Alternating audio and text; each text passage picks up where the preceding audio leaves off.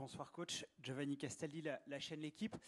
Ce soir, est-ce que vous êtes fier du visage que votre équipe a montré, d'aller jusqu'au bout? On dit que quand on est au-dessus, un moyen de respecter l'adversaire, c'est de mettre le plus de buts possible. Est-ce que vous êtes fier de ça? Et petite question subsidiaire, vous préférez Liverpool ou le Barça au tour suivant? Merci. Bonsoir a tous. En primer lugar, me gustaría destacar al equipo de Brest. Vraiment mettre l'accent sur l'équipe de Brest. C'est toujours difficile de jouer contre eux, ça l'a toujours été. Et je crois qu'ils ont vraiment fait une très belle compétition et que c'est l'une des meilleures équipes de France sans aucun démontré, au moins depuis que moi je suis en France. Et à partir de là, je crois que nous avons été très bien dès le début. Ces matchs avec un résultat aussi favorable, ça peut se transformer en match piège. Et nous ne sommes pas tombés dans une forme de détente. Et le premier but a fait en sorte que Brest perde un peu les espoirs et que nous ayons plus d'options ensuite. Et la deuxième mi-temps ensuite a été plus facile pour nous. On a été très précis, beaucoup de réussite. Mais je crois qu'on a joué à tout moment en respectant l'une des meilleures équipes de France. Sans aucun doute, et c'est l'une des équipes qui a le plus marqué contre nous. Donc félicitations à l'équipe de Brest et à son entraîneur Eric. Et oui, j'ai une préférence pour le tour suivant. J'aimerais que ce soit vraiment Liverpool ou Barcelone, n'importe lequel des deux me plaît. C'est facile, hein? Bonsoir, Hugo Delon du journal L'Équipe. Qu'est-ce que ça représente pour vous, qui nous avez annoncé ça depuis des années, enfin des mois plutôt, d'avoir 7 buteurs différents sur un match aussi important en Ligue des Champions? 7 buts, 7 buteurs différents. Qu'est-ce que ça représente pour vous? Merci. C'est une chose qu'on a commentée à la fin du match, 7-0 et 7 marqueurs, 7 buteurs. Je crois que ça n'est pas arrivé dans l'histoire de la Ligue des Champions, j'en doute. Et qu'est-ce que ça représente? Ça représente ce qu'est notre équipe, la mentalité de nos joueurs. Aujourd'hui, presque tous les joueurs ont marqué un but parce que quand ils arrivaient dans les derniers mètres et qu'il y avait un joueur mieux placé, ils ont donné le ballon aux joueurs mieux placés. C'est pour ça qu'on a marqué 7 buts. Et s'ils avaient été égoïstes, s'ils avaient individualisé ces actions de but, on en aurait marqué probablement moins que 7.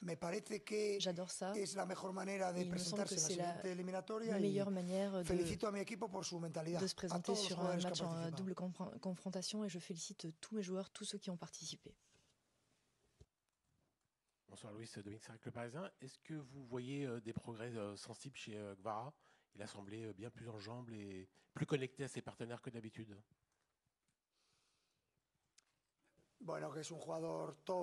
C'est un très bon joueur, un joueur de très haut niveau, et on n'a aucun doute là-dessus. Je vous ai toujours dit durant le mercato qu'il est difficile de trouver des joueurs qui améliorent très clairement le niveau de l'effectif.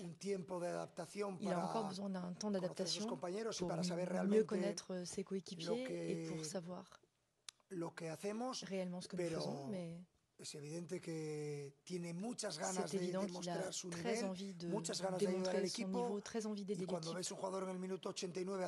Et quand tu vois chez un joueur, 89e minute, à la fin du match, alors qu'il y a 7-0 et que tu dois faire un énorme effort défensif, là tu le vois pour aider l'équipe. Ça, c'est ce que nous voulons au Paris Saint-Germain en tant que joueur. Bonjour, Baptiste Bécard de l'AFP. Est-ce que vous êtes fier aussi que vos joueurs se soient montrés sans pitié jusqu'à la fin du match, n'aient pas relâché leurs efforts, alors que le score, et donc pour finir sur un score cumulé de 10-0? Merci. Je crois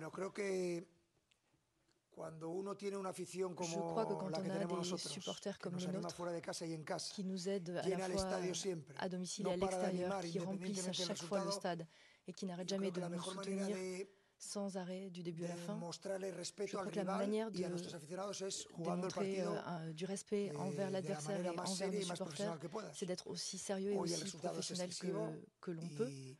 Aujourd'hui, le résultat est excessif et véritablement, Brest est une équipe de haut niveau. Mais nous avons continué de jouer de la même manière, quel que soit le résultat. Et je crois que c'est la meilleure manière de montrer à l'adversaire que nous connaissons la difficulté de jouer contre eux, contre Brest, à chaque fois. Bonsoir coach, Dunia Mesli pour ATS. Bonsoir. Au Barça, alors à la Roja et maintenant au PSG, vous avez toujours misé sur le contrôle du ballon. Vous avez dit que le football est un jeu de prise de décision. Comment est-ce que vous travaillez avec vos joueurs pour les aider à mieux choisir, à prendre la meilleure décision lors des matchs, surtout les gros matchs de Champions League? Merci. Non, je ne prête pas une attention particulière à cet élément. L'importance autant du côté de la direction sportive que chez nous en tant que staff, c'est de chercher des profils de joueurs qui aient de façon naturelle les qualités que nous recherchons, parce que quand tu recrutes un milieu de terrain qui, quand il presse, ne perd pas le ballon et qui réussit à réunir 3 ou 4 de ses coéquipiers, tu maîtrises le match. Ça, c'est le profil de joueurs que j'avais déjà un très bon profil de joueur quand je suis arrivé à Paris. Beaucoup de joueurs de haut niveau, mais les joueurs que nous avons fait rentrer depuis ont encore amélioré le profil des joueurs dont j'ai besoin et ce profil dont nous avons besoin pour développer notre type de jeu. C'est très difficile de faire rentrer des joueurs dans cet effectif, je le répète, parce que le niveau est très haut. Sur votre gauche, juste là, sur votre gauche. Jenna Diaris pour Foot National. Seny Maglou, il a participé à la fête en marquant un but. C'est un jeune joueur, on imagine que vous étiez très fier pour lui. Et dans quel domaine il peut encore progresser pour passer un cap dans sa jeune carrière? Merci. Il est au tout début, il est dans un club unique, c'est son club. Il a la chance d'avoir un staff qui n'a aucun problème à mettre sur le terrain des joueurs jeunes. C'est très clairement un joueur d'avenir, mais aussi un joueur du présent. J'aime sa mentalité. J'aime sa qualité. Aujourd'hui, il a marqué, presque tout le monde a marqué. Et je voudrais aussi souligner Gonzalo Ramos, que peu importe qu'il joue 1, 5, 10 ou 90 minutes, il est toujours à fond. Aujourd'hui, il a marqué, délivré une passe décisive. Pour moi, ça aurait dû être l'homme du match. Ou encore Kvaratskhelia, qui a été très bon. Ça a été Viti qui a été l'homme du match, mais ça devient habituel et ça le sera au fil des années. J'aime beaucoup l'état d'esprit de mes joueurs. Et j'aime beaucoup les joueurs qui se révèlent et veulent apporter encore plus. Et c'est ça une équipe, de savoir que chacun peut compter sur tous les autres coéquipiers à tout moment et que tout le monde est prêt. Bonsoir coach, Achille H pour BFM. Ce soir, une soirée totalement parfaite, un score assez faible. Tous les joueurs de l'effectif ont eu du temps de jeu. Cependant, vous avez vu dans les 15 premières minutes de la rencontre, beaucoup échangé avec Bradley Barcola, rectifier certaines choses, voire même certaines fois vous énerver. Est-ce que c'est ce type de détail qui fait qu'on obtient une seconde mi-temps comme on l'a obtenu ce soir?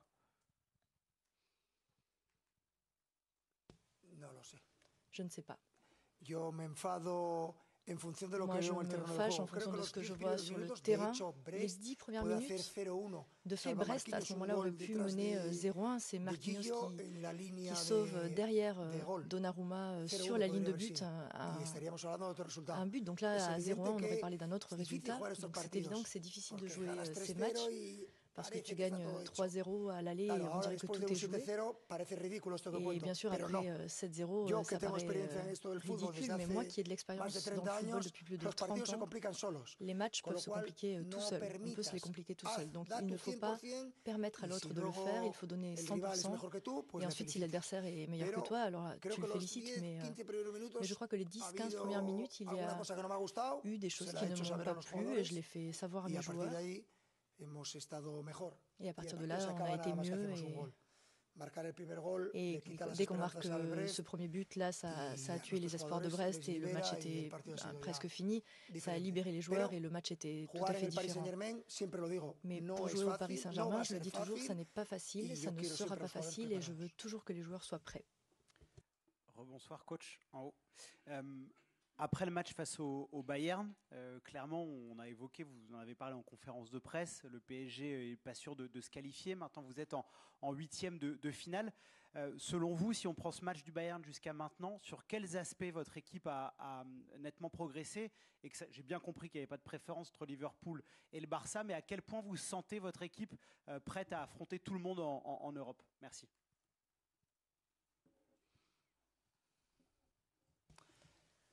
Je crois que ce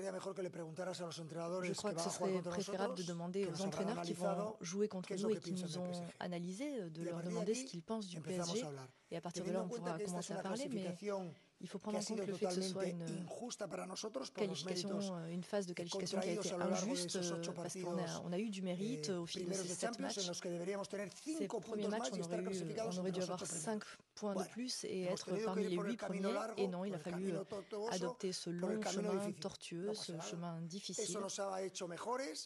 C'est pas grave, ça nous a rendus meilleurs et ça nous a préparés pour les compétitions ou pour les doubles confrontations qu'il y aura par la suite.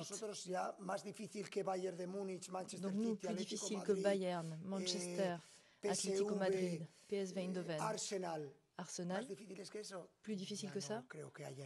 Je crois que dans la compétition, il n'y en a pas. On est prêts, en tout cas nous, de notre côté. Bonsoir coach, Quentin Gesp, 90 Min.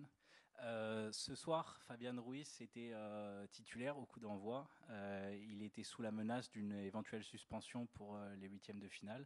Est-ce que c'est quelque chose qui était dans votre tête au coup d'envoi et est-ce que vous pouvez un petit peu exprimer l'idée qui était derrière la vôtre au moment de la ligne? Merci. Et clairement, Fabian est dans un très bon moment. Aujourd'hui, il lui a manqué peut-être un petit peu de foi devant le but parce que peut-être un ou deux buts auraient été possibles de sa part, mais pour nous, c'est un joueur tout à fait nécessaire. Et durant la deuxième mi-temps, c'était dangereux parce que s'il avait reçu en effet un carton jaune, il n'aurait pas pu jouer le match suivant. Warren n'étant pas en condition encore, c'est pour ça qu'on a décidé d'écarter Fabian de façon à ce qu'il ne reçoive pas de carton jaune. Mais je pense que Fabian est sur la même ligne que tous ses collègues. Il a très envie d'apporter, très envie d'aider l'équipe. C'est un joueur déterminant pour nous et qui nous apporte beaucoup. Bonsoir coach, par ici, Mourad Sefiane pour la Source Parisienne. Je voulais revenir sur votre process depuis que vous êtes arrivé au Paris Saint-Germain. On a l'impression qu'il y a eu plusieurs étapes. La première, c'est de défendre et d'attaquer ensemble. Ensuite, il y a eu du pressing contre pressing. Expliquez-nous un peu ce process, ce que vous avez fait et quelles sont les prochaines choses que vous pouvez peut-être encore améliorer. Tout peut s'améliorer. Je ne crois pas qu'on ait commencé d'une façon différente. Je crois que dès le début, on a essayé de transmettre notre idée de jeu, tout ce que tu as commenté, avoir le ballon plus que l'adversaire, ce qui n'est pas simple lorsque tu joues contre un adversaire qui lui aussi aime avoir le ballon, attaquer, défendre tous ensemble, le faire avec l'intensité maximale, prendre des risques, utiliser un profil de joueur jeune, qui ait des qualités, peu importe leur âge, des joueurs qui aient fin de victoire et qui sentent que chaque match est une opportunité de démontrer ton niveau. Donc on ne va jamais être éliminé en raison de la peur. Ça ne s'est pas passé l'an dernier, ça ne se passera pas cette année non plus. On ne sera pas éliminé de la Champions à cause de la peur. Faire les choses de façon attractive, de façon à ce que les supporters soient heureux et gagner des titres. Voilà les principes de base. Rien n'a changé. Donc que ça évolue, que ça s'améliore, tout ça est dû à la qualité des joueurs. Et c'est dû à cet objectif que nous avons de continuer de lutter pour tous les titres de la saison. L'an dernier, nous avons été sur le point d'arriver en finale de toutes les compétitions et cette année, même si on est encore loin de ce moment-là de la saison, notre objectif est d'arriver aussi loin que possible dans toutes les compétitions et de gagner tous les trophées possibles. C'est l'objectif. Merci. Bonne fin de soirée.